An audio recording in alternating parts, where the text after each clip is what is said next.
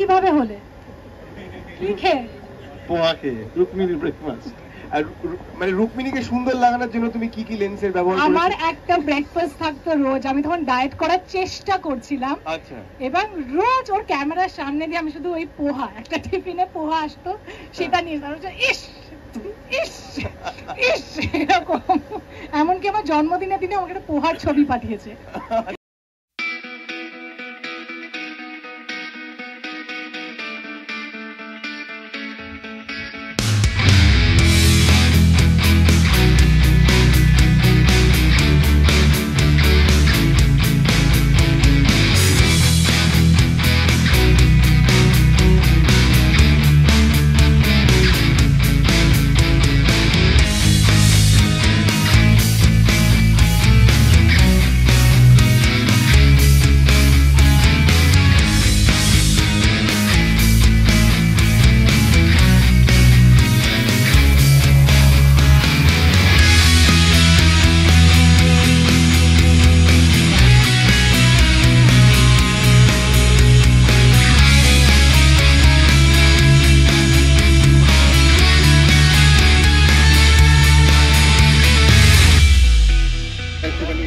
একটু আড্ডা মেরে নি আমাদের সমস্ত সবার সাথে।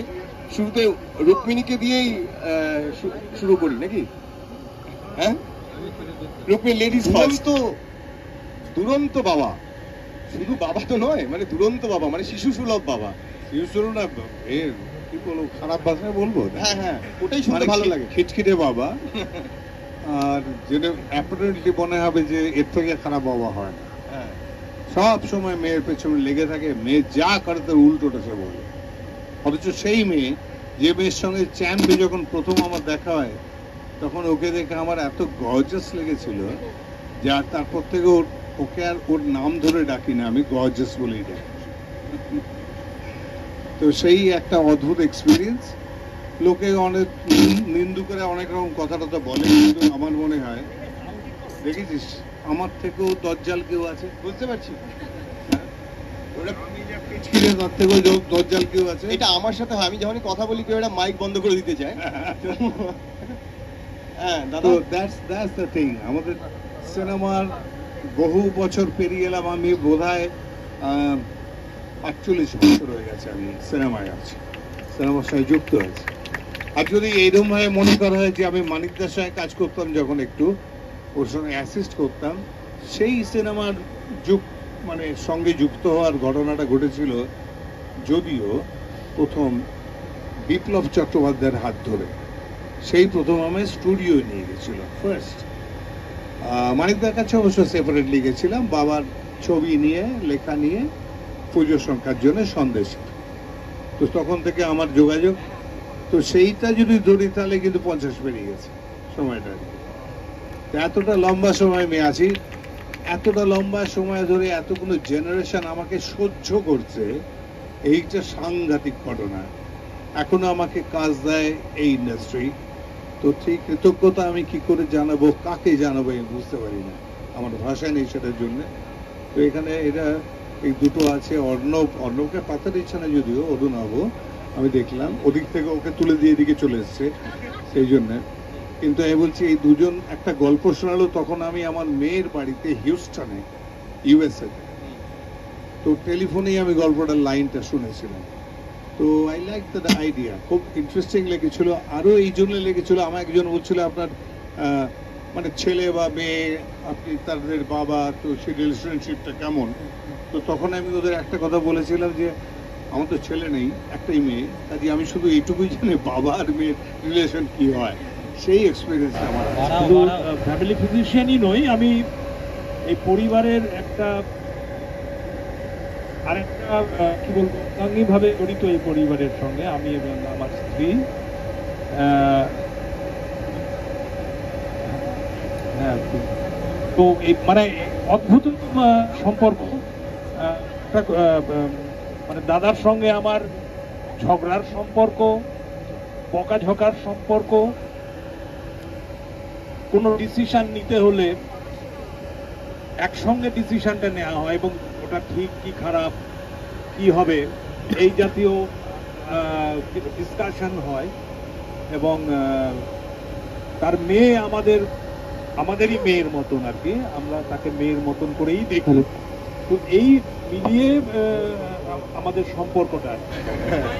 আমরা চেষ্টা করছি, হ্যাঁ, আমরা ওই খালি গলায় নাটকের মতন, পথনাটিকার মতো যদি আমরা ওইভাবে চিৎকার করে বলতে পারি। হ্যাঁ, যাই হোক, এই কাজটা সম্পর্কে যদি বলতে হয়, অর্ণবদা প্রথম যখন আমাকে কাজটা করার কথা বললো, অর্ণবদার সাথে এটা আমার 2 নম্বর কাজ, আমি একটু আতঙ্কিত হয়েছিলাম। চিরঞ্জিত দা, রুক্মিণী, এই ধরনের বড় বড় নাম আর কি, তো কোথাও কি একটা আড়ষ্ঠতা, একটু আতঙ্ক ভেতরে কাজ করছিল। বাট খুব ভালো জিনিস যেটা সন্দীপদাও বললো, প্রথম দিন যেদিন আমরা শুটিং ফ্লোরে গেলাম, অর্ণবদার ব্যাপারটা আমি জানতাম। অর্ণবদা ওই যা বলছে সবাই আর কি, অর্ণবদা যে ফ্লোরে আছে জানা যায় না। তো ফার্স্ট কাজটার সময় খুব অদ্ভুত একটা লাগছিল যে সবকিছু ঠিক হচ্ছে, কোনো তো রিয়াকশন আসছে না, কিরকম গিয়ে আমাদেরকে গিয়ে খোঁচাতে হয় অর্ণবদাকে যে অর্ণবদা কি হলো, ঠিকঠাক হচ্ছে। এই কাজটাতে ওটা আমরা বুঝে গেছিলাম যে যদি গোলমাল হয়, অর্ণবদা চুপ করে এসে কানে কানে বলে দেবে বিশ্বরূপ এটা একটু ওরকম করো।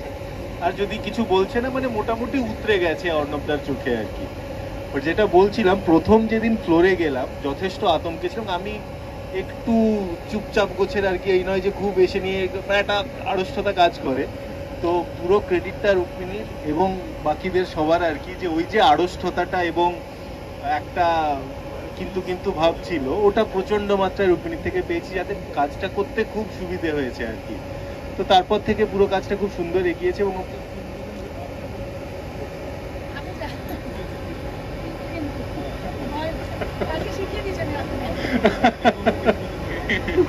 হ্যাঁ, এটা গুড কোয়েশ্চেন। কত টাকা ছিল ক্রস করার জন্য?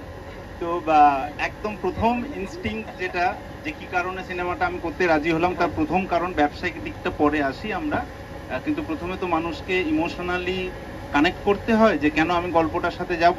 ঠিক, তো আমি যেই জেনারেশনে বড় হয়েছি, আমরা সব বাবা মারা একসাথে মিলে, পরিবারে সবাই মিলে সিনেমা দেখতে যেতাম। সেই জিনিসটা এখন আমরা নিজেরাই পারি না, বাকিরা তো আমরা পারি না, আমরা নিজেরাই পারি না। তার কারণ হচ্ছে এখনকার সিনেমা ভালো খারাপ নির্বিশেষেই আমি বলছি, অনেক ভালো সিনেমাও আছে, কিন্তু আমরা সেটা পরিবারের মানুষজনকে নিয়ে যেতে পারি না, বাবা মাকে তো নিয়ে নয়, হয় বন্ধু বান্ধব, না হলে একা একা সিনেমা দেখি।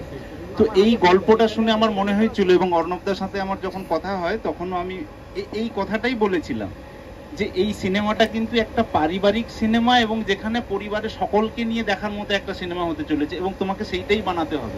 প্রথমে শুভ সন্ধ্যা সবাইকে। খুব আনন্দ হচ্ছে নিজের, মানে একসাথে এতজন প্রিয় শিল্পীকে একই মঞ্চে সামনাসামনি পেয়েছি, খুব ভালো লাগছে। It's always a great feeling to meet the artists, because being somebody from the same fraternity সবসময় ভালো লাগে, এবং আমার মনে হয় যে রেসপেক্টটা ভীষণভাবে মিউচুয়াল। এই ছবিটার কথায় আসতে গেলে আমি এটাই বলবো যে প্রথম আমাকে মিউজিক ডিরেক্টরের জায়গায় ডিরেক্টর যোগাযোগ করেছিলেন। এটা একটা অদ্ভুত, কিন্তু হ্যাঁ প্রযোজক আমাকে যোগাযোগ করেছিলেন। তো এটা একটা অদ্ভুত। জেনারেলি মিউজিক কম্পোজাররা কল করে বলেন যে একটা গান আছে, বা কবে আমরা ডাব করতে পারি, বা generally it is like that. কিন্তু এই ছবির ক্ষেত্রে অন্যরকম হয়েছে। তারপরে বোধহয় তোমার সঙ্গে আমার কথা হয়। হ্যাঁ, তারপরে আমি রিকালেক্ট করলাম যে তোমার সঙ্গে আগেও আমি কাজ করেছি।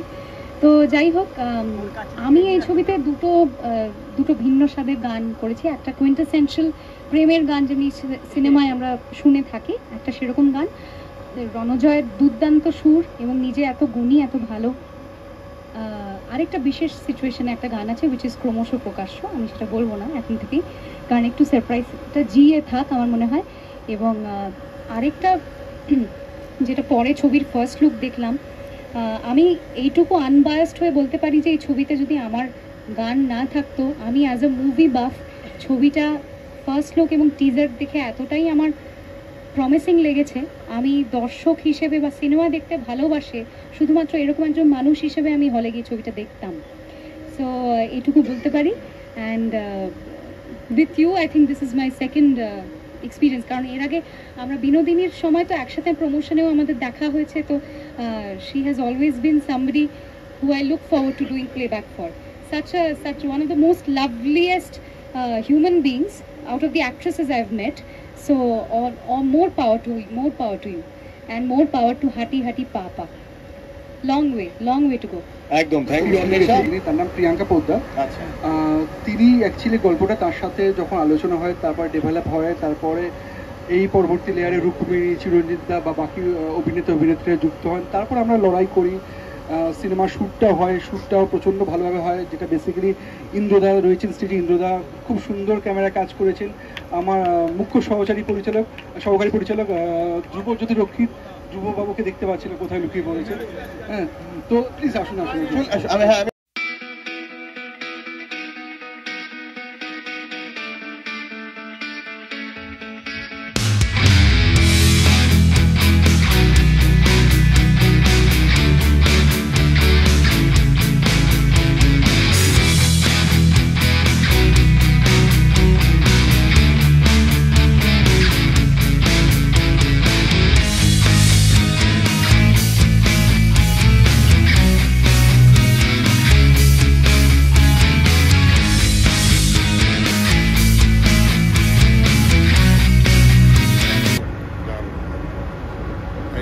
রুক্মিণী চ্যাম্প থেকে আমি ওকে ওই যে বললাম গর্জিয়াস বলে ডাকি, আর কাজ করতে খুব কমফোর্টেবল ফিল করি, এক্সট্রিমলি কমফোর্টেবল, কোনো চাপই থাকে না, সুবিধা।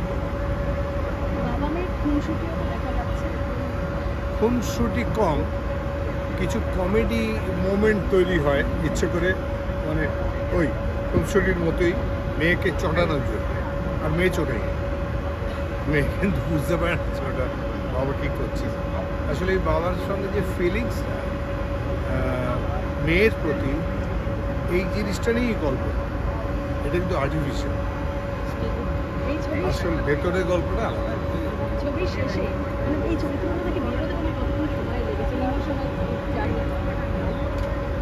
ডিফিকাল্ট, সময় লেগেছে, ফিল করেছে, মানে শুটিংটা একটু কন্টিনিউ করলে ভালো লাগবে। মিস করি তো, এমনি মিস করি, জেনারেল মিস করি, যার জন্য আমরা প্রায় বছরে একবার চলে যাই, কোনো সময় হয়তো এক বছর হয়, একটু বেশি একটু দেরি, কিন্তু আমরা যাবোই। মেয়েও আসে, কিন্তু মেয়ে কম আসতে পারে, কারণ প্রথম কথা বাচ্চাটা ছোটো ছিল, সেটা একটু অসুবিধা হতো, এখন সে বড় হয়েছে, কিন্তু এবার তার মুডের ব্যাপার আছে, এখানে পলিউশন যা আছে, তার হয়তো শরীর খারাপ হয়ে যাবে, এর ভয়ই আগের বেলা হয়ে গেছে, জ্বর হয়েছে, সেগুলো আমরা চিন্তা করি। কিন্তু আমাদের ওখানে গেলে কোনো অসুবিধা নেই, ওখানে পলিউশন ফ্রি। খুব শাসন করে, ভীষণ খুব দারুণ।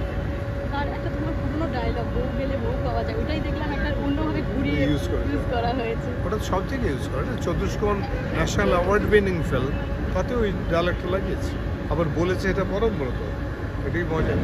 খুবই খুবই সুন্দর একটি গল্প, কারণ আমাদের দৈনন্দিন জীবনে অনেক কিছু আমরা ঘটতে দেখি যেগুলো সিনেমার পর্দায় তুলে ধরা হয়, তো সেরকমই একটি জিনিস এই সম্পর্ক। যেরকম ছোটোবেলায় বাবা মা আমাদেরকে মানুষ করে, যখন আমরা ছোটো থাকি শিশু, আবার সেই শিশুসুলভ বিষয়ই হয়ে যায় যখন একটা মানুষ বার্ধক্যে পৌঁছায়, তখন একটা শিশু এবং একটা বয়স্ক মানুষের মধ্যে কোনো তফাৎ থাকে না, সেই শিশুসুলভ মানুষগুলোকে সামনে রাখতে হয় ছেলে মেয়েদেরকে। তো এবং যেখানে মা নেই এবং বাবাকে, ওই দুরন্ত বাবাকে সামলাতে হচ্ছে, সেটা একটা দুর্দান্ত সম্পর্কের গল্প। আমার মনে হয় সবার ভালো লাগে, সবাই রিলেট করতে পারবে নিজের সাথে। আচ্ছা, তোমার এখানে কি চরিত্র? আমার খুব খুব ছোট একটা চরিত্র, আমি বিশেষ কিছু বলছি না, আমার একটাই দৃশ্য, এবং আমি এখানে দা চিরঞ্জিত চক্রবর্তীর ফ্যান।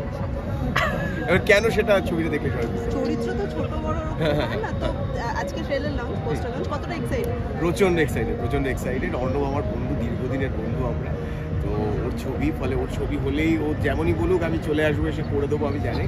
তো ওর সাথে আমি সবসময় আমি চেয়েছি ওকে সাপোর্ট করতে। আমরা ইনফ্যাক্ট আরও একটা ছবি করেছি, সেটা এখনও মুক্তির অপেক্ষা। তো অল দ্য বেস্ট, পুরো টিমকে অল দ্য বেস্ট, এবং খুবই আনন্দিত। একটা কাজ করতে গিয়ে প্রচুর শিখেছি, এবং খুব আনন্দের সাথে কাজ হয়েছে, আউটডোর হয়েছে, এবং পুরো ইউনিটটা জুড়ে, ইউনিটটা খুব আমাদের আনন্দের ছিল আর কি। প্রত্যেকটা লোক প্রচণ্ড ইন্টারেস্টিং, এবং খুব আনন্দ করতে করতেই কাজ হয়েছিল।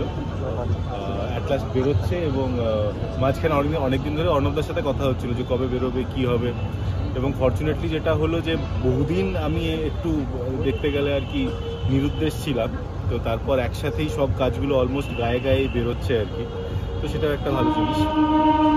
নিরুদ্দেশ থেকে কি কি করলে নিজের জীবনে নতুন কি কি হলো?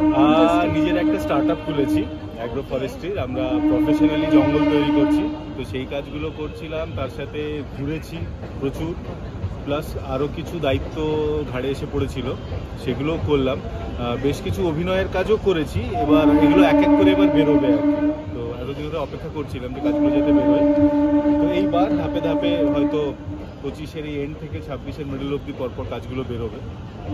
দেখুন, প্রথমত হচ্ছে হাড্ডির পাপা মেন গল্পটা বাবা মেয়ের সম্পর্ক নিয়ে, কিন্তু সম্পর্কে প্রচুর চড়াই উতরাই, ভালোবাসার ধরন, সম্পর্কে মান অভিমানের ধরন, সেই পুরো বিষয়টা নিয়ে গল্পটা।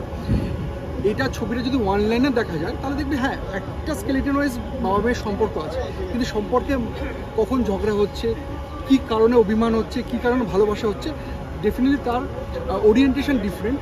এটা অন্য গল্প থেকে একদমই আলাদা মৌলিক গল্প, যার সাথে অন্য কোনো গল্পের মিল নেই। একটাই মিল, সম্পর্কের গল্প, বাবা মেয়ের সম্পর্ক। আচ্ছা, টিজারটা বেরোনোর পরই অনেকেই বলছে এই গল্পটা অনেকটা হিন্দি ছবি, একটা হিন্দি ছবি রয়েছে, সেই ছবিরই বাংলা রিমেক এরকম হচ্ছে। আমি বলছি এটা পিকুর মতো সবাই বলছেন, অবভিয়াসলি সেটা ভাবা উচিত। দেখুন, আমরা অ্যাকচুয়ালি কোনো পার্টিকুলার টাইপের গল্প শুনলে আমরা কিন্তু সেই গল্পটা রেফারেন্স দেওয়া শুরু করি। যেমন প্রেমের গল্প মানে আমাদের কাছে কিন্তু এখন দিলওয়ালা দুলহানিয়া লে যায়েঙ্গে বা ডিডিএলজের কথা লোকে ফার্স্টে মনে করবেন। প্রেমে পাওয়া বা না পাওয়ার পর অন্য কেউ ভালোবাসা মানে কুচকুচ হয়ে মনে করবে।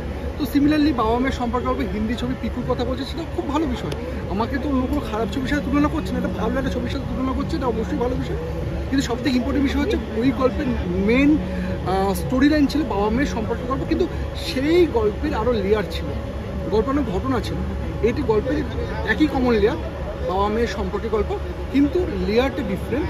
যেখানে অন্য প্যাকেজিং রয়েছে, লোকে শুধু এই একটা লাইনে কিন্তু গল্প দেখতে আসে না। তাহলে বলবো যারা জিস্ট শুনতে পছন্দ করেন তারা পিকু করেই সন্তুষ্ট থাকে, কিন্তু যারা গল্প দেখতে চান, ইমোশনালি কানেক্ট করতে চান, বা মনে হয় যে সম্পর্কটাকে সেলিব্রেট করবেন, তারা কিন্তু এসে দেখতে পারেন। আশা করি তাদের খারাপ লাগে। রুক্মিণীর সাথে কাজ করার এক্সপিরিয়েন্স কেমন? অত্যন্ত ভালো এক্সপিরিয়েন্স। মানে রুক্মিণী এমন একজন অভিনেতা যিনি ডিটেলিং নিয়ে খুব মানে পড়াশুনো করেন। অ্যাকচুয়ালি শুটিংয়ের আগে দীর্ঘ সময় স্ক্রিপ্ট নিয়ে আলোচনা, স্ক্রিপ্ট রাইটার বা আমরা দীর্ঘ সময় বসেছি, আলোচনা চলেছে, স্ক্রিপ্ট ডেভেলপমেন্ট হয়েছে, তারপর আজকে কিন্তু এই একটা জায়গায় আসতে চলেছে যেখানে আমি ছবিটা আমরা মুক্তির ঠিক কাছাকাছি সময় আসতে পেরেছি। তো রুক্মিণী এই পুরো ইন্টারফেসে ওর কন্ট্রিবিউশন, ডেডিকেশন, হার্ড ওয়ার্ক সত্যি আমাকে মুগ্ধ করেছে।